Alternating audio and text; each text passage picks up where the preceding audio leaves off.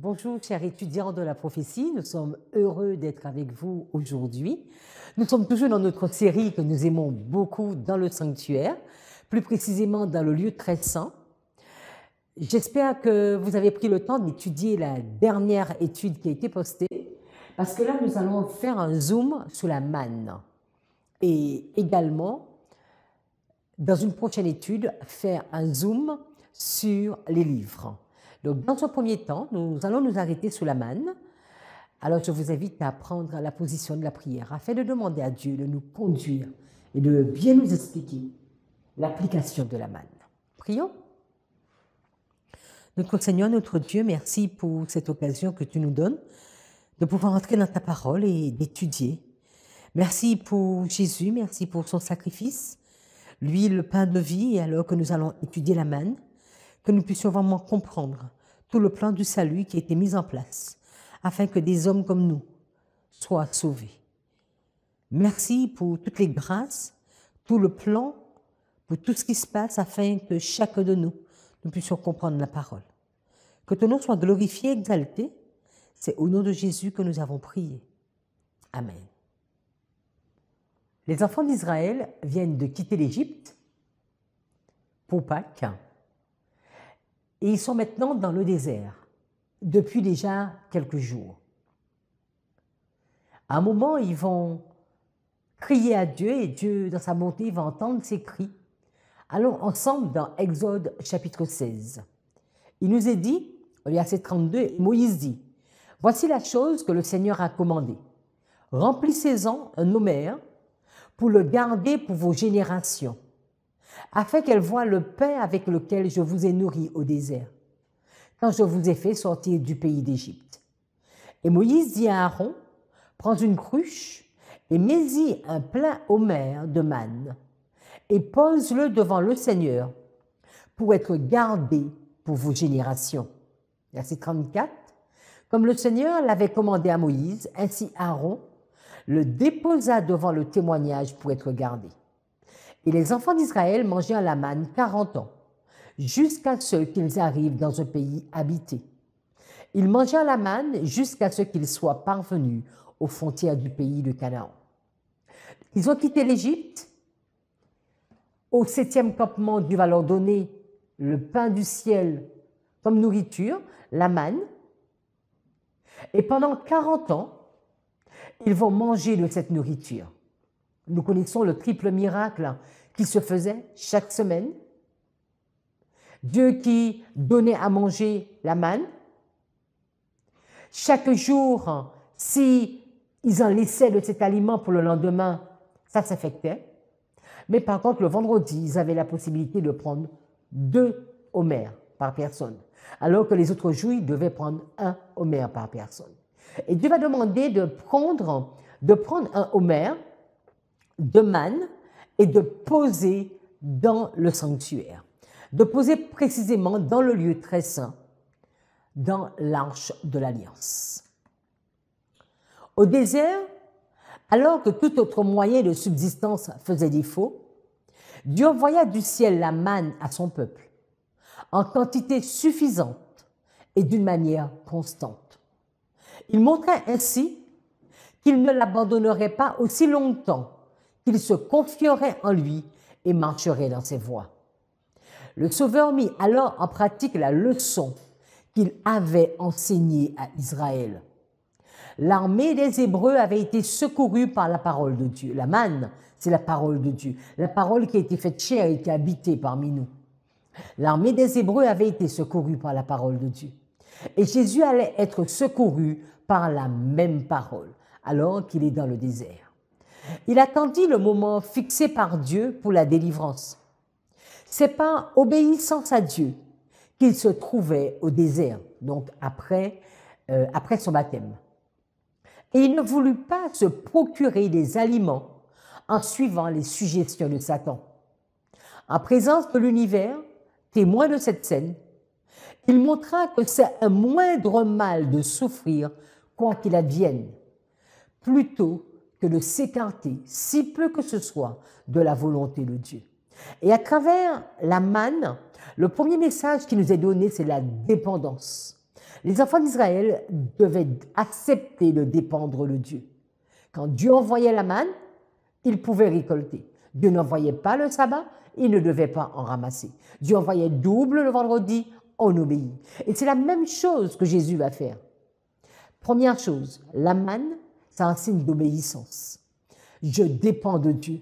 Je soumets ma volonté à la volonté de Dieu. Si nous allons dans Nombre, chapitre 11, le verset 5, il nous est dit « Nous nous souvenons des poissons que nous mangions en Égypte librement, des concombres, des melons et des poireaux, des oignons et de l'ail. Mais maintenant, notre âme est desséchée. Il n'y a rien du tout que cette manne devant nos yeux. » Les enfants d'Israël, à un moment, n'avaient pas compris, ou ils refusaient d'accepter cet aliment ô combien merveilleux pour eux. Et pareil, nous pouvons peut-être dans notre vie de tous les jours trouver que la parole de Dieu, elle est fade.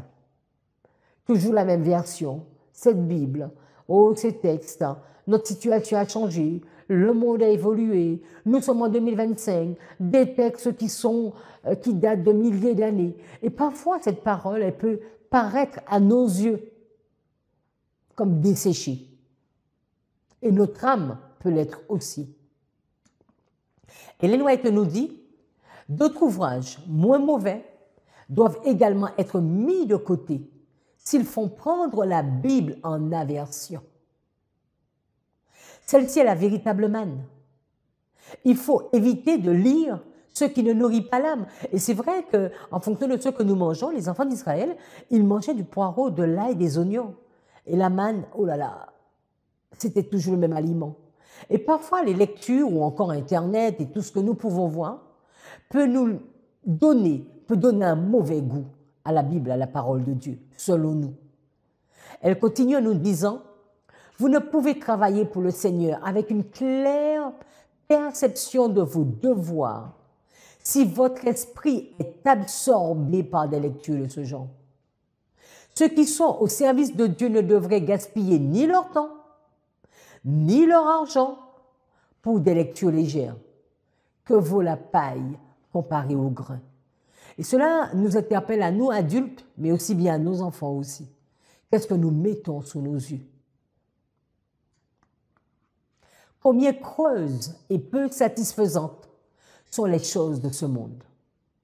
Mais Jésus, le précieux Sauveur, est notre nourriture spirituelle. Il a lié votre vie à la sienne. Les paroles de sa grâce sont une manne pour l'âme croyante. Les précieuses promesses de la parole sont vie, grandeur et paix. Nous sommes invités à contempler Christ.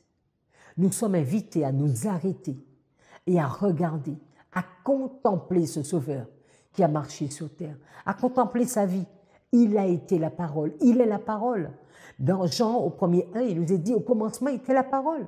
La parole était avec Dieu. La parole était Dieu, verset 14. Et la parole a été faite chair. Elle a habité parmi nous pleine de grâce. Et nous avons contemplé, nous l'avons contemplé, comme la gloire de Dieu. La gloire de Dieu. Et parfois, nous pouvons dire ces choses, mais ne pas porter attention à cet aliment, la manne, la parole de Dieu. Nous dit que Jésus est la manne. Jésus est notre nourriture spirituelle. Dieu ne nous a pas seulement révélé la doctrine de la rédemption, en nous offrant l'espérance de la vie éternelle. Ces paroles sont une manne tombée du ciel pour que l'âme s'en nourrisse et soit spirituellement fortifiée. Il nous est dit bien dans la partie rouge, ces paroles, les paroles de Christ sont une manne tombée du ciel pour que l'âme s'en nourrisse et soit spirituellement fortifiée. Est-ce que je m'alimente de cette parole? Combien de temps je passe à l'étudier, à l'apprendre, à la connaître? La Bible donne la norme du bien et du mal, en définissant clairement le péché et la sainteté. Ces principes vivants, lorsque notre vie en est tissée comme par des fils d'or, sont notre seule protection dans l'épreuve et la tentation. Et c'est vrai que parfois, dans l'épreuve ou dans la tentation, nous pouvons nous retrouver en difficulté. Parce que la Bible n'a pas été la norme. La Bible n'a pas été notre norme. La Bible nous a fait défaut. Cette parole nous a fait défaut. Un peu comme les enfants d'Israël. Allons ensemble dans Deutéronome au chapitre 8 et le verset 3.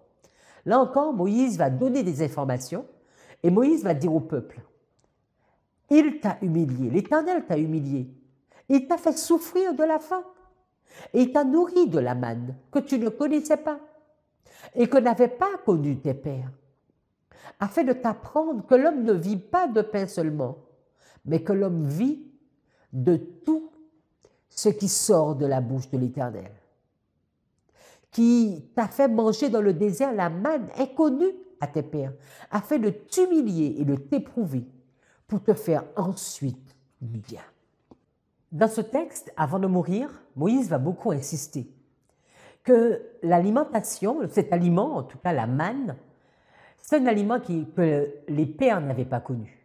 Abraham n'a pas connu la manne. Joseph n'a pas connu la manne. Ni Isaac, ni Jacob. Et la manne, on comprend que c'est la parole de Dieu, c'est le pain qui est descendu du ciel. Et nous devons comprendre aussi qu'il y a une augmentation de la connaissance. Parfois, la parole que nos pères ont connue, nous pouvons connaître encore plus. Mais nous devons pour cela être disposés et vouloir dépendre de Dieu. Vouloir manger l'alimentation, le plat, l'aliment que Dieu nous propose et que Dieu nous impose. Ellen White nous dit, « Et comment le Seigneur pourvoit-il aux besoins de ces petits abandonnés? Il ne leur accorde pas miraculeusement la manne du ciel. Il n'envoie pas des corbeaux pour leur apporter leur nourriture. Mais il opère un miracle sur les cœurs humains, en chassant l'égoïsme de l'âme et en lui faisant jaillir des sources de bonté. Il éprouve l'amour de ceux qui se déclarent ses disciples en confiant à leur tendre miséricorde les affligés, les abandonnés, les pauvres et les orphelins. Parce que la manne, cet aliment gratuit que Dieu nous donne, il nous demande à notre tour d'être ses mains, d'être sa bouche et de pouvoir partager cet aliment aussi bien spirituel que physique avec les autres. Celui qui ouvre les Écritures et se nourrit de la manne céleste devient participant de la nature divine. C'est important de le noter. Nous parlons que nous voulons être participants ou que nous sommes participants de la nature divine. Si je ne m'alimente pas, je suis juste dans une grève de la faim ou dans un jeûne illimité, je vais devenir chétive et je n'ai pas part à cette nature divine. Celui qui ouvre les Écritures et se nourrit de la manne céleste devient participant de la nature divine. Sa vie n'existe plus qu'en Christ. Il entend la voix de Dieu qui du ciel s'adresse aux hommes. Celui-ci est mon Fils bien-aimé, en qui j'ai mis toute mon affection. Texte que nous trouvons dans Matthieu chapitre 3, le verset 17. Cette voix lui donne la certitude d'être agréé par le bien-aimé. Il sait que son caractère doit refléter celui en qui Dieu a mis toute son affection. Dieu a pleinement accepté que le Christ devienne notre substitut et notre refuge. Et c'est vraiment volontairement que c'est mis en rouge. Alors que tous ceux qui prononcent son nom abandonnent toute forme d'iniquité et deviennent un avec le Christ par leur caractère, afin que Jésus n'ait pas honte de les appeler frères. Nous voulons être frères de Jésus. Nous nous réclamons enfants de Dieu, mais nous devons manger la nourriture qui nous est imposée. Celui qui donne l'habileté et l'intelligence à son peuple, dans une partie du monde, le fera aussi ailleurs. Sa volonté est que les ressources alimentaires de chaque contrée soient employées dans les pays pour lesquels elles sont destinées. De même que Dieu donna la manne pour nourrir les enfants d'Israël, de même aujourd'hui, il communique à son peuple en différents lieux l'habileté et la sagesse pour utiliser les produits de ces pays dans la préparation d'aliments qui remplaceront la viande. Parce que ici, nous voyons que la manne, nous avons vu la manne spirituelle, mais nous pouvons voir la manne physique. l'alimentation que Dieu veut, comment Dieu veut que je me nourrisse, de quel type d'aliments, mais des aliments locaux aussi, la préparation d'aliments qui remplaceront également la viande. Il est important de noter qu'on n'a pas l'information que la manne était changée. Il avait demandé à Aaron de prendre de cette manne et de mettre en souvenir. Premièrement, nous savons que personne n'entrait dans le lieu très saint si ce n'est Aaron et une fois l'an. Et nous n'avons pas l'information que quand il rentrait une fois l'an, qu'il changeait la manne. D'accord? Donc c'est un miracle qui se faisait. Le fait que la manne ne s'infecte pas, ne pourrisse pas, c'est véritablement un miracle qui a duré pendant 40 ans. Mais cela nous apporte aussi quelque chose. La parole de Dieu, elle est pérenne. Elle ne change pas. Je ne peux pas dire aujourd'hui, la Bible dit A et demain elle dit B, tout à fait son contraire. Non. La parole de Dieu, elle est la même. Christ ne change pas. Il est le même hier, aujourd'hui, éternellement. Ellen White va nous dire que c'est le même Dieu que celui qui donna la manne aux enfants d'Israël qui vit et règne aujourd'hui. Il accordera l'habileté et l'intelligence nécessaires à la préparation d'une nourriture saine. Quand on voit la manne, on doit penser à la réforme sanitaire. C'était pas de la viande. Et de même que les enfants d'Israël ne connaissaient pas cet aliment, ils devaient apprendre à le connaître, apprendre à le préparer. Nous aussi, il va nous accorder l'habileté, l'intelligence nécessaire à la préparation d'une nourriture saine. Il guidera son peuple dans la préparation de plats appétissants et sains. Il désire que ses enfants voient ce qu'ils peuvent faire pour apprêter une telle nourriture. Non seulement pour leur propre famille, ce qui constitue leur premier devoir, mais pour venir en aide aux pauvres. Ils doivent faire preuve de libéralité chrétienne, prenant conscience qu'ils sont les représentants de Dieu, lequel leur a donné gratuitement tout ce qu'ils possèdent. Les amis, il est intéressant de noter, même indispensable de noter que la viande, on ne trouve pas la viande dans le lieu très saint,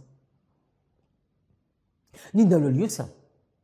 On va trouver du sang, le sang qui était apporté en fonction des péchés dans le lieu saint sous le voile qu'on a déjà vu dans le littéral. Mais quand on regarde dans le lieu très saint, on va voir la verge d'Aaron qui a fleuri avec des amandes, ou encore on voit la manne, on ne voit pas d'aliments carnés.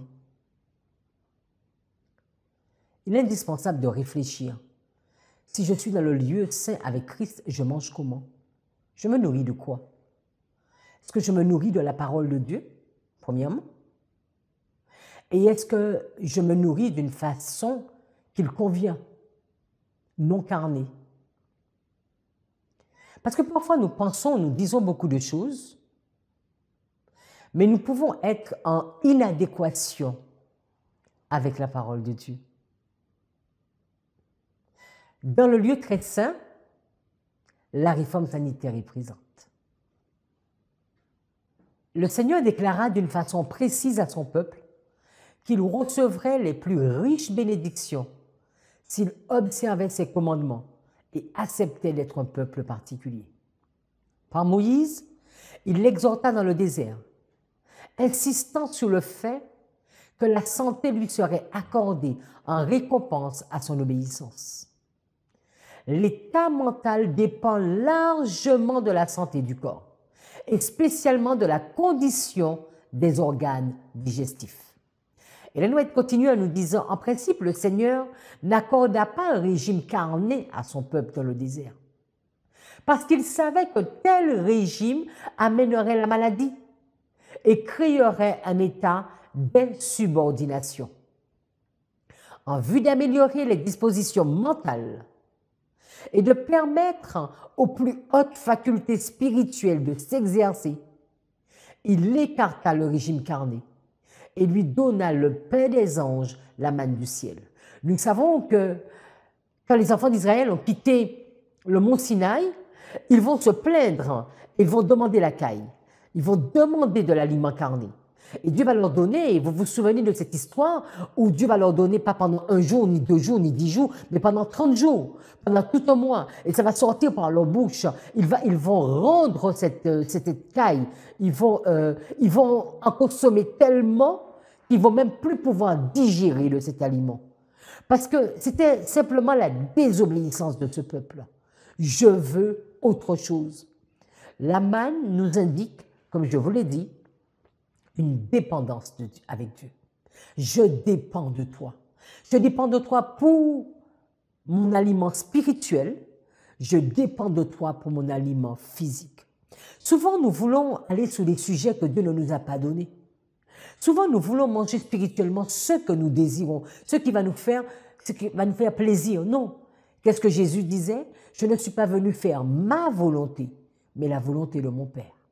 Aussi, pendant les 40 jours, il n'a pas voulu exercer sa volonté, ni réaliser un miracle quelconque. Seigneur, je veux faire ta volonté et non pas ma volonté. Et ça a été son principe de vie pendant ces 3 ans et demi, et même avant aussi, d'accord, pendant toute sa vie. Non pas ma volonté, mais ta volonté. La manne, c'est l'aliment que Dieu impose. Il impose le type d'aliment et la quantité à consommer. Quand je prends plaisir à manger la manne, c'est parce que je soumets à Dieu mes papilles gustatives. Je soumets ma volonté. Je dis à Dieu, je veux manger ce que tu veux manger. Aujourd'hui encore, nous avons beaucoup de mal avec le régime végétarien ou végétalien. Et nous sommes encore dans un régime carné. Parce que si nous étions dans le désert, mais nous aurions maugréé comme les enfants d'Israël ont fait, en disant, ah oui, mais pourquoi on ne mange pas de viande, pourquoi on ne mange pas ça, pourquoi on ne mange pas ça, il y a toujours le même aliment, c'est toujours la même chose, et j'en ai marre de manger de la manne. Et à travers notre aliment, les amis, nous sommes en train de dire la même chose. En fonction de ce que je mets dans ma bouche, je suis en train de dire à Dieu, est-ce que j'apprécie l'aliment que tu me donnes ou est-ce que je prends l'aliment de l'Égypte? Ellen White va nous dire, puis je vis une table de pur argent. Elle faisait plusieurs kilomètres de long et cependant nous pouvions l'embrasser du regard. Je vis le fruit de l'arbre de la vie, je vis la manne, les amandes, les figues, les grenades, des raisins et beaucoup d'autres sortes de fruits. Je demandais à Jésus de me permettre de manger des fruits. Elle ne nous dit pas qu'elle a vu des aliments carnés. Je ne sais pas s'il y aura des aliments carnés au ciel. Peut-être qu'il n'en aura pas. Est-ce que je suis prête en tout cas, à profiter de cette table avec l'arbre de vie, avec la manne, les amandes, les figues, les grenades, les raisins et beaucoup de sortes de fruits. Dans Jean 6, verset 58, Jésus va dire, c'est ici le pain qui est descendu du ciel. Il n'en est pas comme de vos pères qui ont mangé la manne et qui sont morts. Celui qui mange de ce pain vit éternellement. Et ce pain-là a été un problème pour le peuple d'Israël. Ils ne voulaient pas de cette manne. Ils ne voulaient pas de ce pain qui descendait du ciel. Et ils n'ont pas voulu manger de ce pain. Ils ont fini par le tuer, par le détruire, par supprimer ce pain. C'est ici le pain qui est descendu du ciel. Est-ce que je prends plaisir à passer du temps avec Dieu, passer du temps avec Jésus, passer du temps dans sa parole, apprendre à mieux le connaître, apprendre à le comprendre? Dans Jean 17, il nous dit que la vie éternelle, c'est qu'ils te connaissent. C'est se connaître. Est-ce que je prends le temps de le connaître afin de prendre plaisir à manger de la manne? Dans cette courte étude, nous avons juste voulu attirer votre attention que dans le lieu très saint, il n'y avait pas d'aliment carné, mais qu'on trouve la manne. Et que cette manne devait être un témoignage pour les générations futures qui n'avaient même pas connu la manne, pour qu'ils puissent ne jamais oublier comment Dieu les avait nourris. Jésus est descendu sur terre, la manne du ciel. Et aujourd'hui, il se trouve où? Auprès de son Père. C'est un témoignage pour savoir que c'est lui le pain de vie. Je suis censé passer du temps avec lui aujourd'hui. À travers la manne, c'est la réforme alimentaire qui m'est demandé de suivre. C'est qu'est-ce que je mets dans ma bouche? Est-ce que je soumets ma volonté à Dieu? Ou est-ce que je fais ce que je veux? Et que j'alimente ce corps, le temple de cet esprit, avec ce que je souhaite. Puissions-nous vraiment réfléchir. Est-ce que je prends plaisir à la manne? Est-ce que je prends plaisir à la manne qui est descendue du ciel? Aussi bien spirituellement que physiquement. Prions. Merci Seigneur parce que à travers cette courte étude, nous avons voulu nous arrêter dans le sanctuaire et regarder que ce qui était, c'est ce que tu avais voulu. C'est ce que tu avais imposé. Et comme aliment, tu avais imposé la manne en souvenir. Alors que dans le lieu saint, ils utilisaient de la farine, du blé pour faire du pain. Dans le lieu très saint, tu vas mettre l'aliment du ciel. Celui qui est descendu directement, que toi tu as donné le pain de vie.